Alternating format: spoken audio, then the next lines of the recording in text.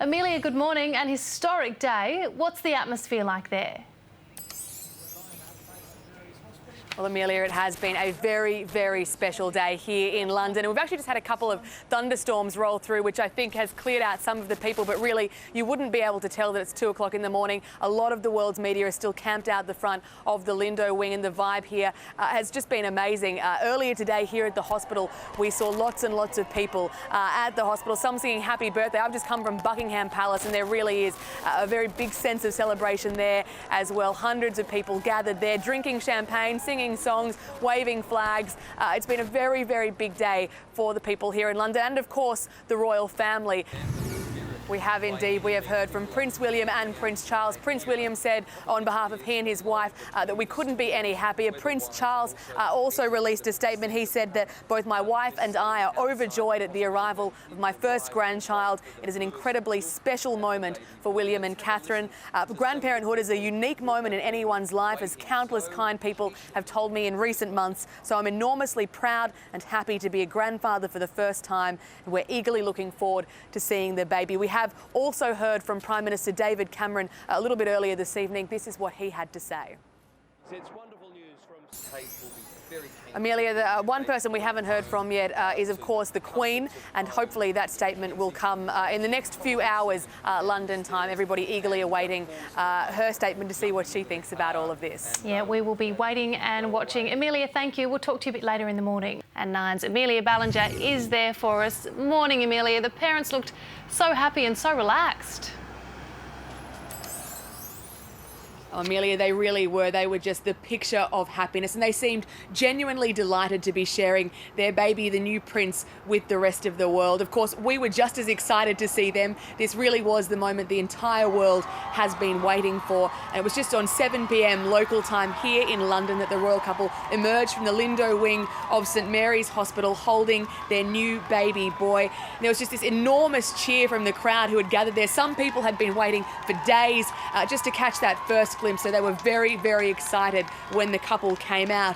Kate, who was holding the baby when they first walked out, seemed to be channeling the late Princess Diana in her wardrobe choice. She was wearing a pale blue polka dot dress, very similar in style to the dress Diana was wearing when she stood on those very same steps 31 years ago holding Prince William.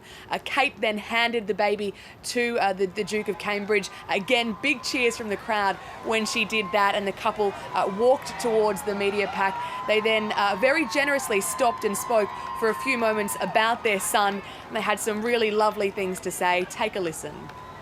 Well, he's got a good pair of lungs on him, that's for sure. Well, that's a tough one. We're not exactly sure when we will see him again. As you said, they've gone home to Kensington Palace. You probably saw Prince William jumping behind the wheel of the car to drive them. They will be there for the next 2 weeks while the Prince William is on official paternity leave, obviously savouring that time as first-time parents. So we're not exactly sure when we'll see the Prince again. The next big announcement, of course, will be his name. Everybody here is just watching and waiting. Lots of people trying to guess what it might be. So some more exciting times ahead in London, Amelia. Let's go now to Amelia Ballinger, who's in Kate's home village of Bucklebury. And Amelia, we all had our bets on what they would call the young prince. Why don't you do the honours? What have they ended up going with? Oh, Georgie, the wait is finally over. Kensington Palace this afternoon released a statement saying the Duke and Duchess of Cambridge were delighted to announce they had named their new son George Alexander Louis. He will now be known as His Royal Highness Prince George of Cambridge. Queen Elizabeth's father ruled the country as King George, and if the young prince decides to keep his birth name to rule, he will be the 7th King George of England. Both George and Alexander were red-hot favourites with the bookies, and even though all three names are steeped in tradition, some royal sources are saying the couple didn't choose them because of that tradition, simply because they liked the name. So, Georgie, whatever the reason, a very sweet name for a new prince. It is indeed, Amelia. Let's cross now to Nine's Amelia Ballinger outside the station in Sydney. Amelia, how has the radio station responded this morning? Well, Deb, the station is yet to acknowledge Jacinta Saldana's death on air, but they did release a statement earlier this morning. The statement says that they are deeply saddened by the tragic news of Jacinta Saldana's death. They extend their deepest sympathies to her family and everyone else who has been affected by this situation around the world. It goes on to say that both presenters have been informed of the news. They are deeply shocked, but they will not be making any comment at this point. The statement also says that the hosts will not return to their radio show until further notice, out of respect for the tragedy. We'll go straight to Nine's Amelia Ballinger at the scene in Claymore. Amelia, what is the latest there? Well, Amelia, some very, very sad news this afternoon. Confirmation just a short time ago that a 4-year-old girl has died in this house fire here in Claymore. We understand the girl's mother and her 4-year-old twin have been taken to Liverpool Hospital. Emergency services were called to Claymore at about 2:30 this afternoon. When they got here, the townhouse was fully alight. We understand the mother was actually still inside the townhouse when the fire brigade arrived, presumably trying to save her children. The top floor of the townhouse has been completely gutted. You can probably see from those pictures, and that is where we believe the young girl was when the fire broke out. A police officer and a neighbour went inside the home to try and help the mother. They were pushed back by very fierce flames, and that 4-year-old girl wasn't able to be rescued. Sadly, her body pulled out just a short time ago. Amelia, harsh allegations in this case, but the prosecutor also offering a word of caution. That's right, Pete. The prosecution was at pains to point out that this was not an attack on the Islamic faith, but rather about the way these men allegedly imposed their version of Sharia law on Christian Martinez. All 4 men, Pete, have pleaded not guilty to occasioning actual bodily harm. 9 News reporter Amelia Ballinger broke the story and joins us now outside Blacktown Hospital in Sydney. Amelia, I'll be honest with you, almost sick when I heard this story yesterday. How on earth was she left to be alone like that?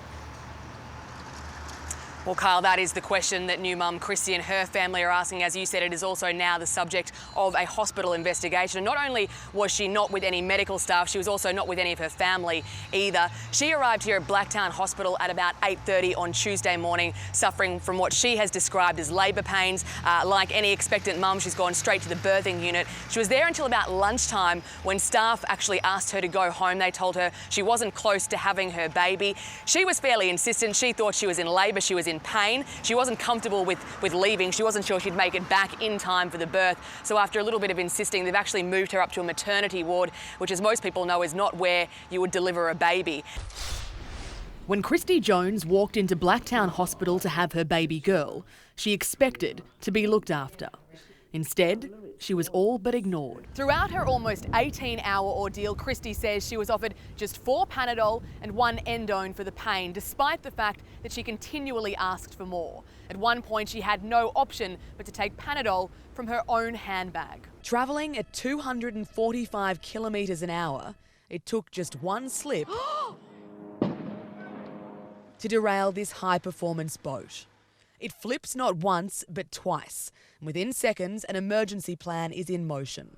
A rescue diver jumps out of the team chopper as the boat starts to tombstone. And somewhere beneath the water, Craig Truslove is trying to break free. Panicked locals tend to the injured as smoke and flames still billow from the burnt-out wreckage. The main cabin snapped clear in 2. The threat was obvious the second they got on the bus at Minto. 4 teenage girls arguing with the 64-year-old driver about the fare. He lets them on, but throughout the 20-minute journey, they're nothing but trouble. When the bus arrives at Ingleburn, the driver thinks the ordeal is over. Then, this. Punch after punch after punch to the face. He's hit 29 times in total. A gas-fueled firebomb and a neighbourhood at its mercy. Get out there, mate. Get down the car. Locals grab a garden hose to try and stop the fire spreading. Turn it on, full block. And police duck for cover as the car explodes. Thank you, thank you. It's a good thing Ellen loves her fans, because for the next 3 days, wherever she goes, they are going, and there is plenty of them to keep her covered. She might make all of this look effortless, but a lot has gone into making today happen. This is the first time Ellen has taken her show outside of the States. It's taken more than a year to pull together today. Countless production staff, security staff, technical staff are all on deck, but this is what makes every single second worth it. Ellen, we love you right back. He's every bit the casual bomber, sauntering across an Eastern Creek front yard, armed with 2 drink bottles of accelerant. Seconds later, a flare of light, the moment his firebombs explode. The man sprinting from the scene as his handiwork takes hold of the house. This isn't the first time the family has been targeted. Since 2010, they've had their car tyres slashed, their driveway covered in offensive graffiti, and arrows shot through their front window, and threatening letters sent to their home. The body of 29-year-old Khaled Kawaji in the middle of a Greenacre street. Several gunshot wounds to the back of his head, his car riddled with bullets. While police are still trying to work out a motive for last night's shooting, they do believe it was targeted. They're now looking at Kawaji's links to the Brothers for Life gang and a shooting in Auburn last week. But it's his arrest in 2010 that will form a major part of this investigation, with some speculation his death is retaliation for that murder. It's about 44 degrees here at the moment, but the heat isn't the biggest problem. It's also very, very windy. You can see that wind fanning the fire across the path here, making a very difficult job for fire crews. It's increased in size dramatically in the last few minutes alone, and these are exactly the kinds of scenes fire crews were hoping to avoid today. We knew it was coming, we just didn't expect it to be quite this spectacular. Crystal clear water, picture-perfect sunshine, and a chance to embrace our beautiful city. The 2 trucks were parked here on the crest of this hill when the driver, who wasn't behind the wheel, disconnected the air brakes. That sent the truck flying down this street. It travelled more than 100 metres, mounted the footpath and crossed 2 lanes of traffic. Before hitting the Williamsons' home with such force, the house was knocked from the foundations. First to Amelia Ballinger in Kiama on the New South Wales south coast, where what's been called a mini tornado ripped through the town. Amelia, looks like a lot of damage. Tough night for everyone. Yeah, that's right, Carl. And residents here seem to be coping pretty well with all of this, despite all of the damage. I think the fact that no one was injured has made all of this a little bit easier to deal with. But now that it's a little bit lighter, I can probably show you some of the damage that we've seen here. This is probably the worst affected street in Kiama. When you look at this house here, you can see just how forceful this mini tornado must have been coming through here. That is a double-storey brick home. The whole top level pretty much gone. Yet you walk just a couple of metres here, and this house almost unscathed, which is nearly unbelievable, I guess. Just looking at the streets here, still a lot of debris lying around. We've got pieces of people's roofs, we've got pieces of timber, couches, all kinds of household items still lining all of these streets, and cars with almost every single window blown out. Cars just parked on the side of the street really didn't stand a chance when this came through. And then we get to a house like this one.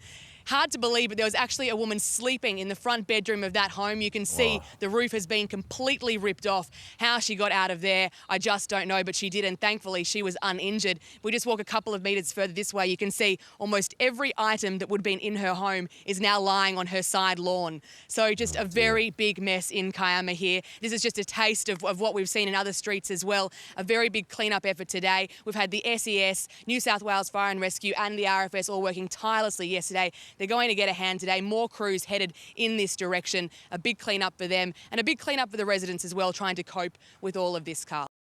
The crowd, of course, is already building, and Nine's Amelia Ballinger is right there in the thick of it. Amelia, Ellen hit the ground running. What's ahead for today? It is going to be a very, very big day today, Layla, and there are plenty of very dedicated Ellen fans here to watch it all unfold.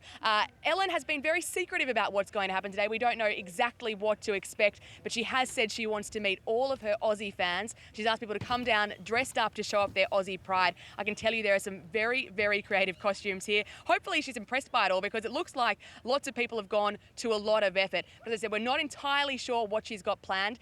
Tickets are going to start being handed out at about 10 o'clock this morning, not too far away, and from there people will start filing in to be seated. I have been speaking to the Ellen camp. They have told me there will be competitions, there will be games, there will be prizes, which is obviously very exciting for everybody down here, but it's safe to say it's going to be an enormous day, and I think everybody here is going to be very happy with what they see. When it comes to Ellen, I think people know that you're going to be in for a good time, regardless of prizes and all that kind of thing, and it certainly has had its answer in the huge crowd that you've got there today.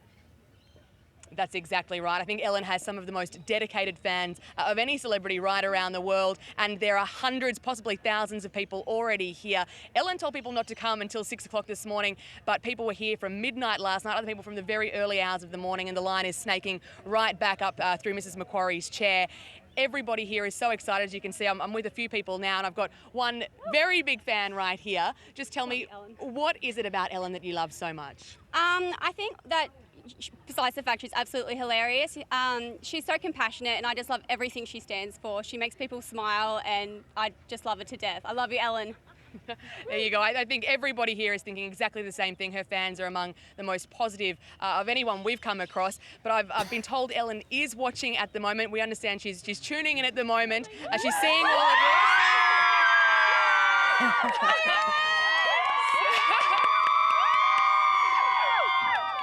So, Ellen, if you are watching, get ready, because it is going to be a very, very big day.